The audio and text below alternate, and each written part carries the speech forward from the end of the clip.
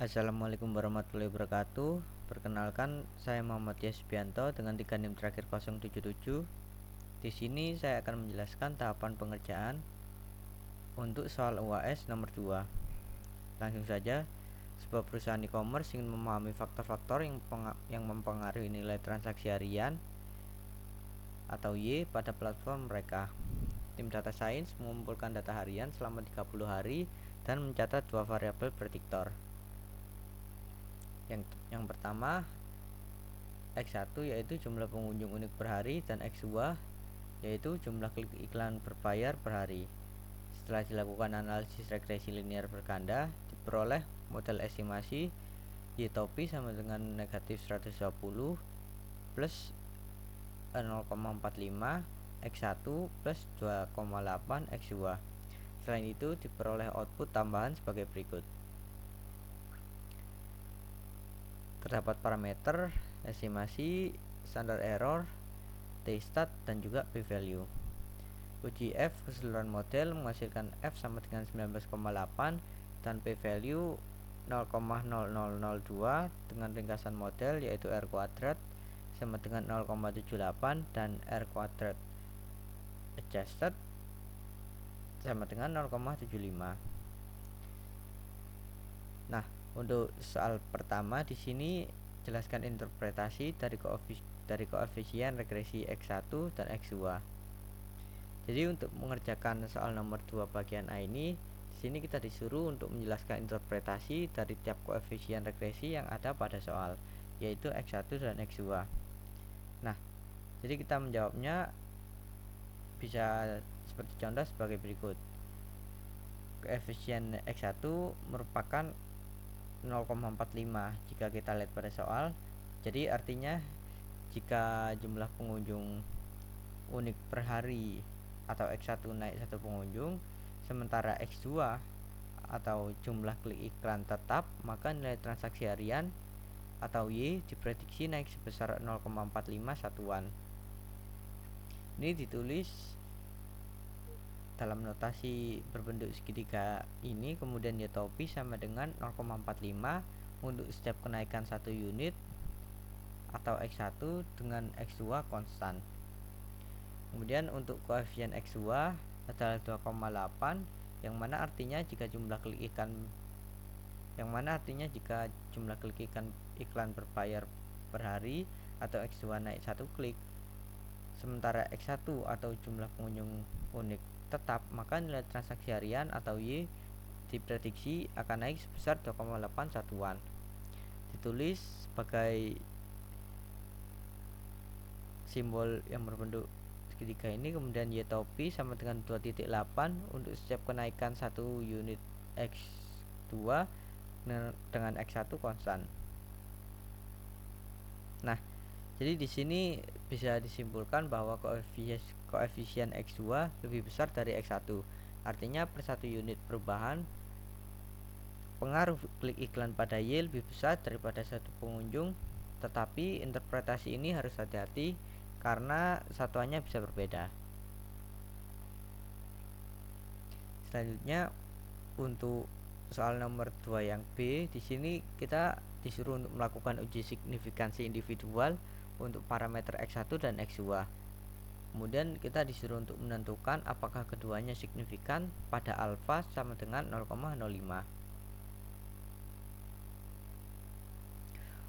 Untuk pengerjaan soal nomor 2 yang B, di sini yang pertama kita akan mengerjakan uji T untuk yang X1 dulu. Di sini kita tulis hipotesisnya untuk H0 sama dengan beta 1 sama dengan 0, yang mana tidak ada pengaruh X1 terhadap Y. Kemudian untuk hipotesis satunya sini sama dengan beta 1 tidak sama dengan 0, yakni ada pengaruh X1 terhadap Y. Nah, kemudian kita tulis juga statistik uji dari soal, yaitu t-statnya itu t-statnya itu 4,50 untuk X1 ya. Kemudian untuk p-value nya itu 0,0001. 0002. Jadi di sini bisa kita langsung ambil keputusan karena p value-nya itu kurang dari 0,05, jadi bisa disimpulkan bahwa tolak H0 memenuhi hipotesis yang tolak H0. Jadi parameter X1 signifikan pada alfa sama dengan 0,05, yang mana artinya jumlah pengunjung unik per hari atau X1 berpengaruh signifikan terhadap nilai transaksi harian atau Y dengan X2 dikontrol.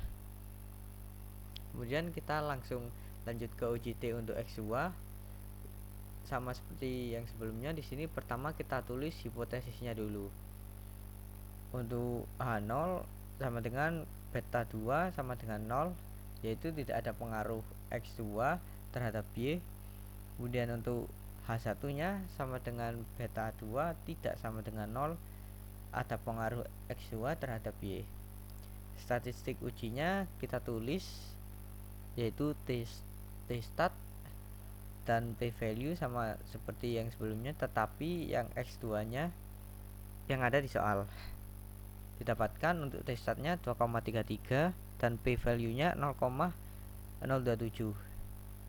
Dari kedua statistik uji ini bisa langsung diambil kesimpulan berdasarkan hipotesis yang sudah ditentukan tadi, yaitu 0,027 itu lebih kecil daripada 0,05, sehingga bisa dikatakan bahwa ini tolak H0.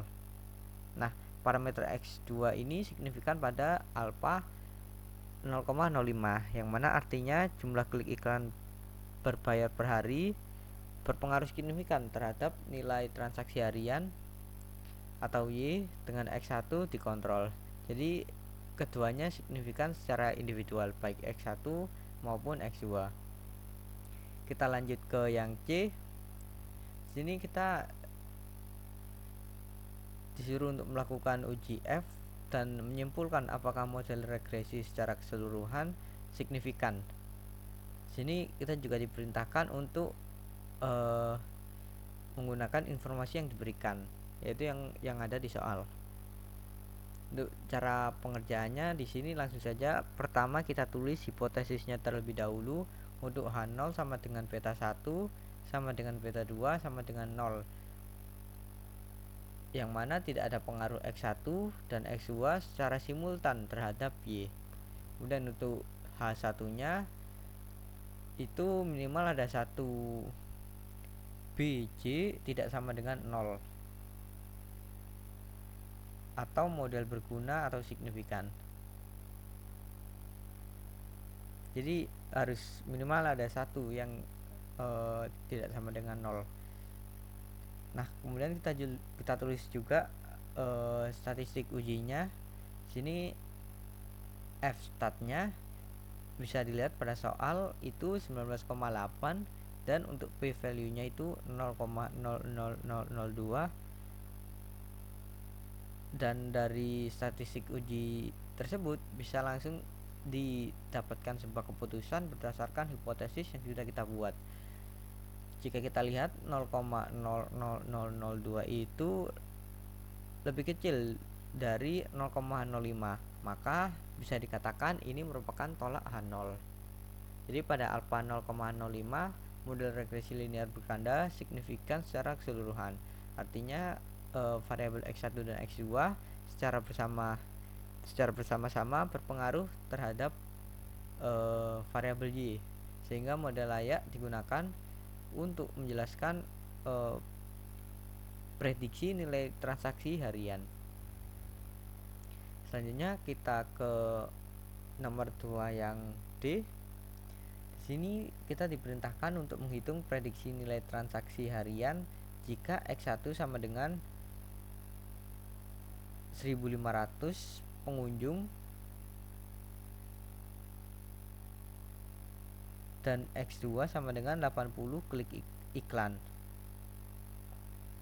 Jadi di sini langsung saja kita tulis modelnya, yaitu sama dengan Y topi sama dengan negatif 120 plus 0,45.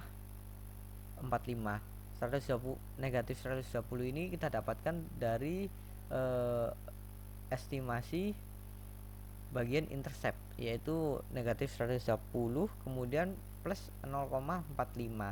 Nah, untuk 0,45 ini kita dapatkan dari X1 ini, bagian estimasi. Itu kita kali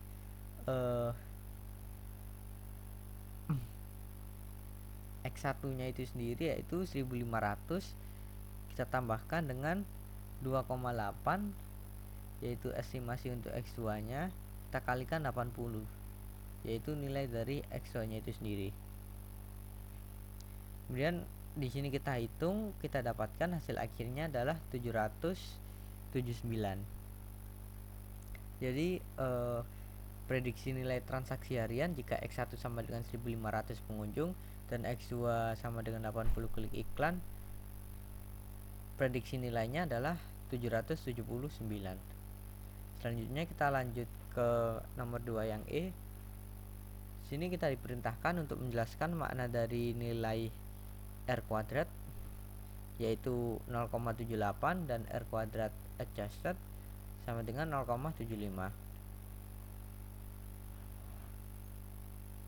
Nah, koefisien determinasi R kuadrat sama dengan 0,78 itu sendiri berarti sekitar 78% variasi atau perubahan nilai transaksi harian dapat dijelaskan oleh variabel prediktor atau X, yaitu X1 yang merupakan pengunjung unik dan X2 yang merupakan klik iklan dalam model regresi. Nah, sisa variasinya yaitu 1 dikurangi 0,78, yaitu nilai R kuadrat itu tadi, yang mana akan didapatkan 0,22 atau 22%.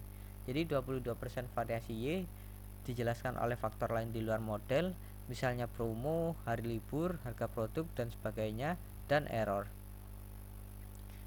Kemudian nilai R kuadrat adjusted berarti setelah dilakukan penyesuaian terhadap jumlah variabel prediktor dan ukuran sampel, model masih mampu menjelaskan sekitar 75% variasi Y.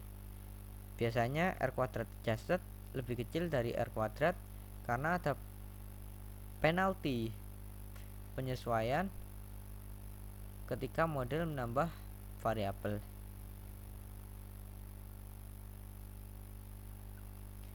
Dan untuk soal nomor 2 yang terakhir, yaitu F, mengapa R kuadrat adjusted perlu dipertimbangkan dalam model regresi linear berganda? Jadi yang pertama itu R kuadrat selalu naik atau minimal tetap ketika variabel baru ditambahkan. Meskipun variabel baru itu sebenarnya tidak berguna, jadi R kuadrat bisa terlihat bagus karena penambahan variabel yang tidak signifikan.